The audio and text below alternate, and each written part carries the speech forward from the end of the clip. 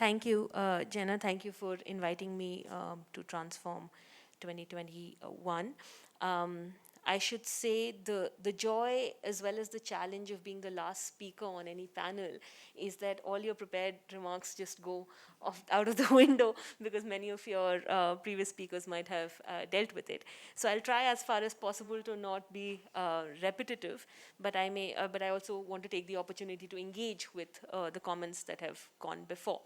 So this is clearly late pandemic symptoms.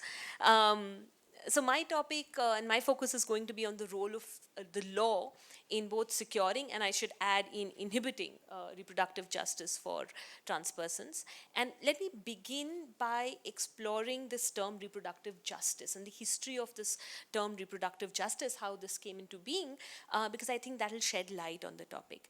So reproductive justice was a term that was coined by Black and indigenous feminists in the US to distinguish their claims and their demands from the reproductive rights movement, which was mainly spearheaded by cishet white women. And which was responsive to their needs. So the reproductive rights movement, particularly in the 1970s in the US, focused on choice. Right? It was about abortion access. It was about not about abortion access. It was about the right to abortion. It was about the right to contraception and the right, basically, not to conceive. And the focus was on freedom from state interference in what was seen as a matter of personal choice. And so this was framed as a right to privacy. And if you look at some of the landmark cases of that time, which recognized these rights, the right to contraception or the right to abortion, were couched in the language of privacy, which said that the state should not intervene in these domains. Then that was the focus of the reproductive rights movement. Now, Black and indigenous feminists contested this framing, and they said that for us, systemic inequality impacts our ability to even make these choices. Right? So these choices are not free choices that we can make outside of the context in which our communities live. For us, it's not enough for the state to keep away. For us, we need for us to have abortion, access to abortion, or a meaningful right to abortion, is to have access to these services locally and affordably. If we don't have that, then the right to abortion is meaningless for us. So we need the state to intervene. This cannot be a matter of the state keeping away. We need information about these services. We need the state to be providing this information. So for us, these questions of reproductive rights are not only about not having children, but about the context in which the choice to have or to not have children is made. And these contexts are about our community circumstances as much as it is about individual choice. So if I can't afford childcare, then I can't have children. If I don't get pre and postnatal care, then I'm likely to die because my community is underserved in terms of healthcare, and that is going to shape my choice whether to have children or not. And even the children that I have, I don't get to keep. And this goes to the point that Vihan was making, and this is Black feminists making the argument, because we are seen as stereotyped as bad mothers, right? So we don't get to keep these children that we want to keep, and that is also an infringement of our reproductive rights. Some of us are forced into sterilization programs because our communities are not valued enough, right? So active eugenics is practiced against us. So our experience of reproductive rights, so say Black and indigenous feminists, so said Black and indigenous feminists, are shaped by the stigma, the exclusion, the discrimination that our communities face. And so therefore, for us, reproductive rights have no meaning till it is accompanied by social justice. And therefore, bringing together the idea of reproductive rights and social justice, they coined the phrase reproductive justice. So if we look at the history of this term, right, of looking at reproduction not only as a question of an individual's choice, but as squarely impacted by community circumstances, as having this social element, I think is very, very instructive in then thinking about reproductive justice in the context of trans persons and in the discussion that we are having right now. If you look at Indian law, on an Indian constitutional framing of reproductive rights, it's still stuck in that idea of reproductive autonomy, privacy. In any case, the constitution doesn't expressly say anything about this. To the extent that the courts have recognized reproductive rights, by and large, they've recognized it in the context of privacy and autonomy. So very much the 1970s reproductive rights stay away framing when they have talked about questions of reproductive autonomy. So that there is anyway this gap in the understanding of, reproductive rights as requiring something more, and requiring reproductive justice, not just lack of, having the state stay away. Um, there's international language, though, that's more progressive, and that's a space. And I want to just sort of also think about the spaces within the law where there is, there's the scope for using those spaces for advocacy. The international UN language on reproductive rights does talk about the context of choice, and that's since our jurisprudence is generally more open to international material. That's a space to build out that idea of what reproductive justice really means, generally and particularly for trans persons. A related notion is that of reproductive health. And again, so much of reproductive rights is tied to questions of reproductive health. And this is where courts have actually acknowledged in the Indian context. I'm talking about courts only because my focus is more on laws. So I'm talking about courts and statutory laws, understanding, of course, that whatever the laws might say, what happens on the ground might be completely divorced from what's happening in the statute books. But having said that, our courts have recognized reproductive health as being a wider concept than just choice, right? And individual choice made in the abstract. So so the courts have recognized, from taking this from UN language, that sexual and reproductive health is a state of complete physical, mental, and social well-being in all matters relating to the reproductive system, and it implies that people have the ability to have satisfying and safe sex lives, the capability to reproduce, and the freedom to decide if, when, and how often to do so. They have the ability to maintain one's sexual and reproductive health, and for that, people need access to accurate information and safe, effective, affordable, and acceptable contraception methods of their choice. They must be empowered and informed to protect themselves from STIs. And when people decide to have children, they should have access to services that can enable them to have healthy pregnancies, safe deliveries, and a healthy child. Right, so this is the language, again, that the UN recognizes on reproductive health, that the courts have recognized. And this is a very interesting case of Devika Biswas where the courts have recognized. I'm not going to go into that, but just to say there's a space here. There's a space to then use this language that courts have already recognized for ongoing advocacy endeavors. Now, again, if we look at this language and then we look at our statutes and our policies, obviously there's a huge disconnect. And that is where I want to focus next, to look at our policies and look at our statutes, to see how they fail to, I should say, recognize this language of reproductive justice and reproductive rights. So, for example, if you look at menstruation, and Dr. Aksa spoke about menstruation, the our policies, and there are court cases on menstruation talking about safe menstruation access, but it's all about women and girls. And the links between access to safe menstruation and menstrual facilities and access to education is all well mapped out in the law, but it is only for women. And so therefore having, for example, sanitation facilities that are available to other persons who menstruate is just not part of that conversation at all. So it's absolutely absent. And of course, the link between having access to safe menstruation, and that's sort of course important in and of itself, but the right to health of persons who menstruate, and including the right to reproductive health of persons who menstruate, is of course very clearly established in practice. Courts have recognized that, but have again just spoken about this as in the context of women and girls. The other thing is with respect to access to information. And again, Dr. Aksa touched upon this, but access to adequate information about safe sexual practices and sexual and reproductive health needs. Now, this is particularly important given that we live in a cis-heteronormative society. Even though we don't have, good comprehensive sexuality education practices generally, at least because we live in a cis-heteronormative society, there's some information that is available on heterosexual sexual activities and safe sex practices around that.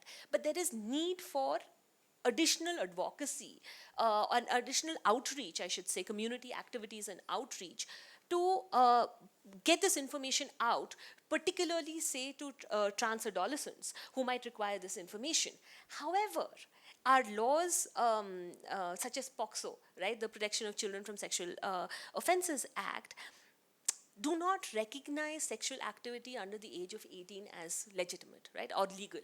And what that means is that if there is community outreach to provide this kind of information, that can be seen as aiding and abetting an offense against POCSO, and that has very draconian sentences. And this has been, I mean, it's not just an abstract fear.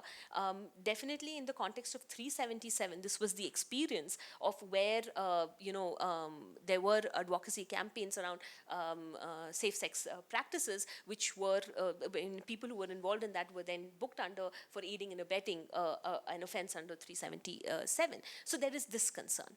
The other concern is that when sexually active trans adolescent children need to require sexual and reproductive health services, for example, contraception or abortion, or if they faced, sexual violence and require certain health services, POCSO mandatorily requires that any person who has information about a sexual offense,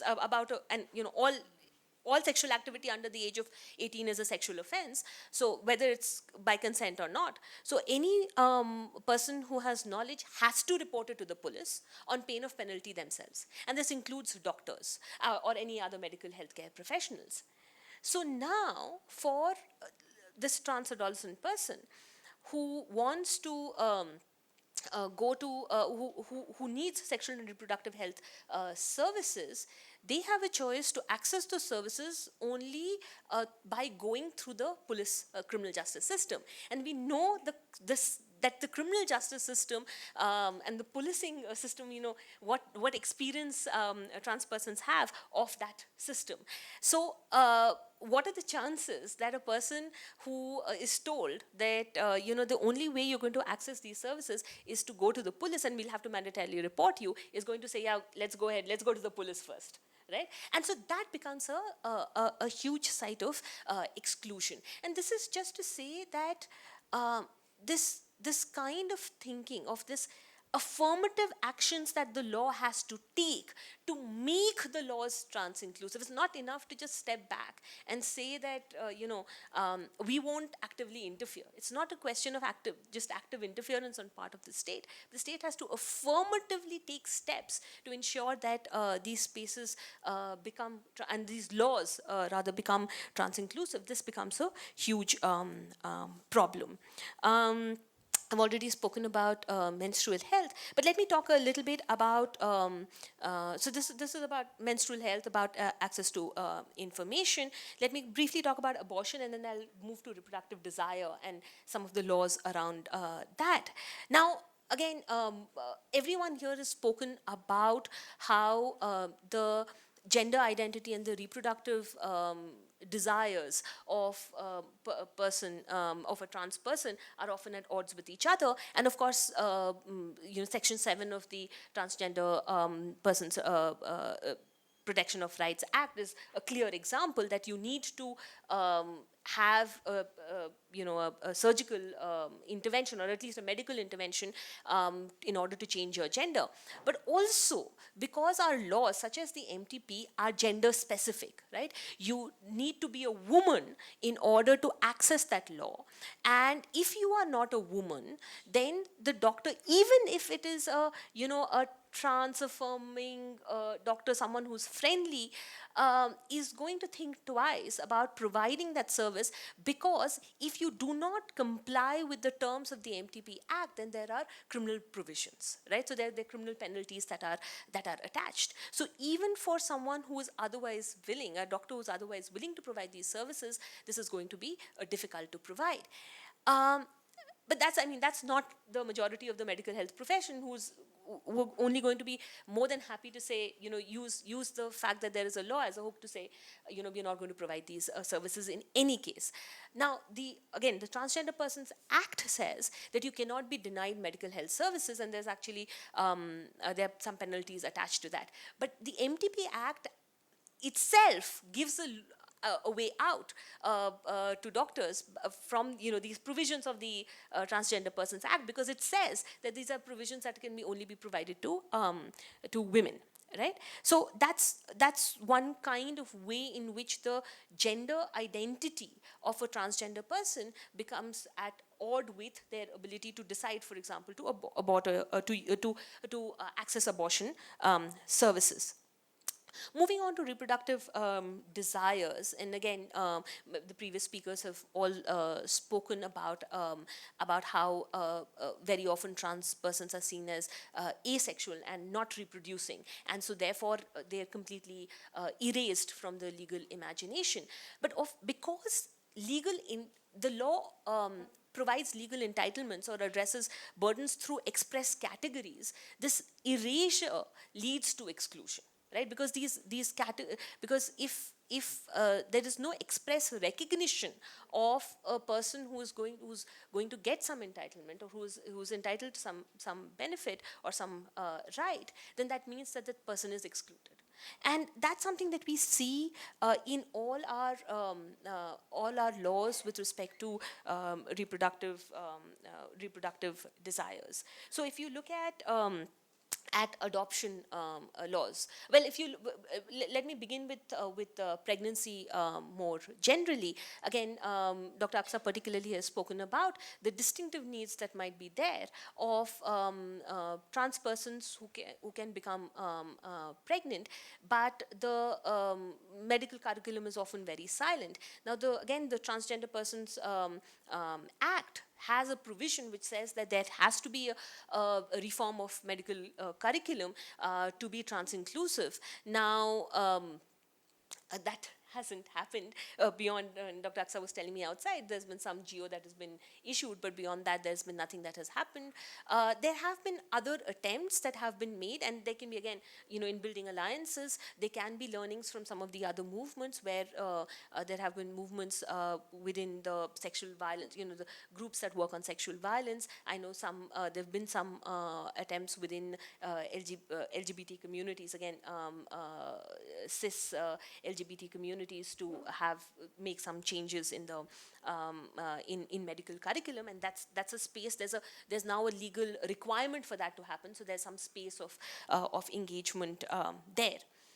On adoption, Dr. Aksa had put out the adoption guideline that comes under the JJ Act, and I'm just going to take 2 minutes and then I'll end.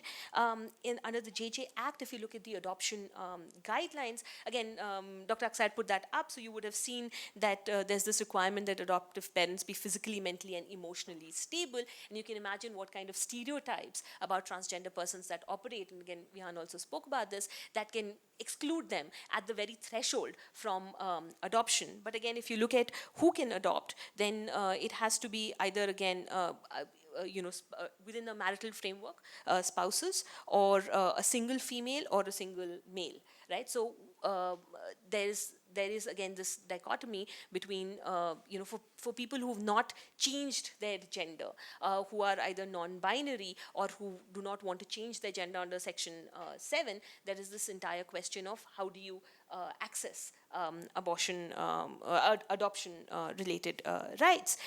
The ART and surrogacy bills were passed on December 9th by the Rajya Sabha. I'm sure they'll get presidential assent, and so they are well on their way to becoming the law. But if you look at the ART Act, again, these services can be provided to women and men. It says expressly. Very particularly, it says that doctors cannot transfer an embryo into a male person. What does that mean?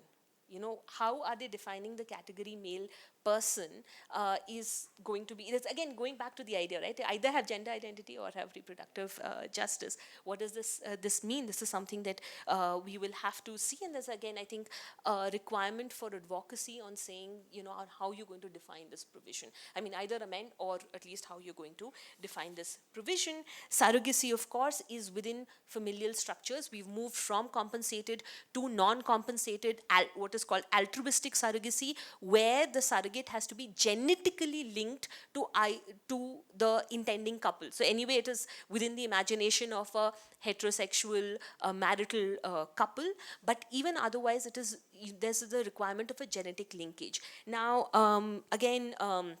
With trans persons who might otherwise be excluded from their families of birth and have families of choice instead, you know, this requirement that you seek surrogacy services only from someone you are genetically linked with can anyway exclude persons. But then also, of course, it requires you to be you to be in a heterosexual married state to be able to access surrogacy services. So that's an outright exclusion in any case. So just to say that, therefore, all of these laws, because they erase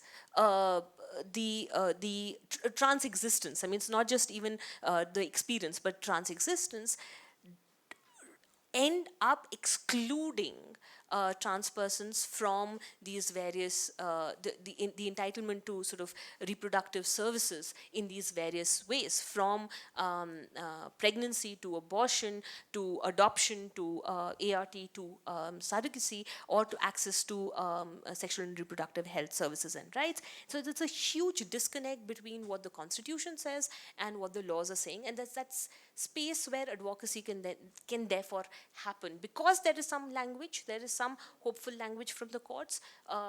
There's space for advocacy to happen, but those are the challenges that I see. At, yeah, thanks. Right now, with the way that the law is framed. I'll stop here and happy to take questions.